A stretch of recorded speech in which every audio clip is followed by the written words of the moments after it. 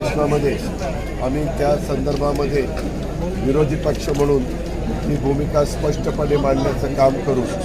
त्या निर्भयाला कसा न्याय देता येईल, गेलेली मुलगी तर परत येणार नाही, पण त्या नराधमाला तातडीनं फाशी कशी देता येईल, फास्ट ट्रॅकवरती केस कशी चालेल, अशा या सगळ्या ज्या काही गोष्टी आहेत त्या सगळ्या करण्याच्या करता आम्ही आमचं सर्वस्व पणाला लावण्याचा निर्णय घेतलेला आहे आणि त्याकरता आम्ही सगळेजण कामाला तुम्ही बोलले की या आधी सुद्धा नवा प्रयत्न केला होता।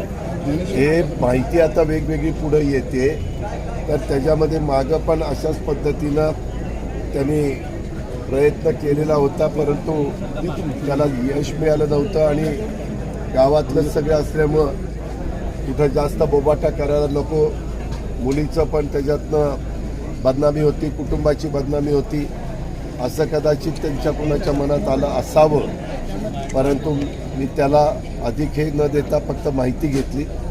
पण ते त्यावेळेस जर कळलं असतं तर त्याच वेळेस त्याला शिक्षा झाली असती, तर अशा पद्धतीची शिक्षा होती, अशा गोष्टी करायच्या नसतात। कायदा शेवटी श्रेष्ठ आहे असं त्या बाबतीमध्ये घडलं असतं, पण शेवटी जर तर काही महत्त्व नाही, ही पण बाब आपण सगळ्यांनी जाणत। दादा, पुन्हा एकदा शक्ती कायद्याचा प्रश्न आहे, मित्रांनो उपस्थित राहा। शक्ती कायद्याच्या बद्दलचा प्रश्न हा वेगळा आहे।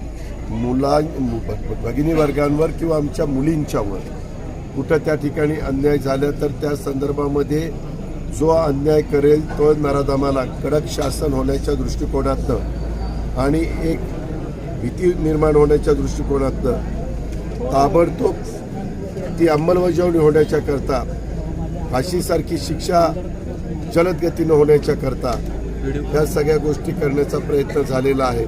तर त्याही संदर्भामध्ये आम्ही विधितज्ञांशी चर्चा करून काय आणखीन सुधारणा करण्याची गरज आहे का, काही अंतर्भाव करण्याची गरज आहे का, हे पण पाहून ते सभागृहामध्ये मांडण्याचं काम। दादा, फक्त सरकारी वकील आणि तो मुद्दा एकदा फास्ट ट्रॅक सर, एक तर त्यांच्या सगळ्यांनी सांगितलं आणि आम्हालाही असं वाटतं ते फास्ट ट्रॅक कोर्टवरच ही केस गेली पाहिजे आणि चांगला निष्णात असा सरकारी वकील, स्पेशल सरकारी वकील या केसच्या संदर्भामध्ये नेमले गेले पाहिजेत आणि अतिशय जलद मार्गाने हा सगळा निकाल लागून एक समाजामध्ये मेसेज गेला पाहिजे की असं कोणी केलं तर त्याला मरेपर्यंत फासावर लटकवण्यात येतं। आर्थिक मदतीसाठी